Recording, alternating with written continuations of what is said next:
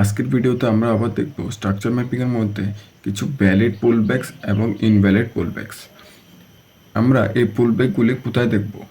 Price যখন IDM করার জন্য তার ফার্স্ট সুইংটা নেবে, আবার প্রাইস কেন ইম্পালস বাইং দিয়ে আবার ইম্পালস সেলিং করতে থাকে।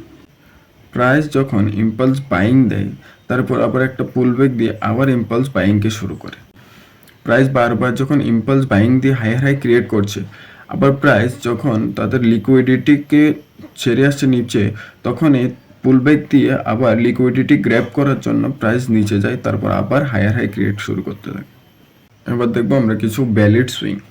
প্রাইস সেম, আবার ইম্পালস বাইং দিচ্ছে, তারপর আবার নিচে আসছে, আবার বাইং দিচ্ছে। তার কারণ প্রাইসের লিকুইডিটিটা নিচে রয়ে গেছে, তার জন্য প্রাইসকে আবার নিচে আসতে হয়েছে, আবার লিকুইডিটিকে গ্র্যাব করতে হয়েছে, তারপর আবার ইম্পালস বাইং করছে। প্রাইস যখন আবার উপরে যাচ্ছে, তারপর আবার একটু পুলব্যাক দিয়ে আবার উপরে যাচ্ছে, তার কারণ প্রাইসের প্রত্যেকবার লিকুইডিটি রয়ে যাচ্ছে নিচে। তার কারণের জন্য প্রাইস লিকুইডিটি সুইপ করার জন্য আবার নিচে আসছে, আবার হায়ার হাই ক্রিয়েট করছে। প্রাইস যখন আবার সেম হায়ার হাই ক্রিয়েট করে উপরে যাচ্ছে, তারপর আবার একটা পুলব্যাক দিয়ে আবার হায়ার হাই ক্রিয়েট করছে। তার কারণ হলো প্রাইসের অনেকগুলি লিকুইডিটি নিচে রয়ে গেছে। এটি গ্র্যাব করার জন্য প্রাইস আবার ইম্পালস একটু সেলিং দিয়ে লিকুইডিটিকে গ্র্যাব করে আবার উপরে চলে যাচ্ছে। প্রাইস উপরে যাচ্ছে কিন্তু তাদের লিকুইডিটিটা নিচে রয়ে যাচ্ছে, তার জন্য প্রাইস আবার পুলব্যাক দিয়ে নিচে আসছে, একটু লিকুইডিটিকে গ্র্যাব করছে, আবার হায়ার হাই ক্রিয়েট করছে।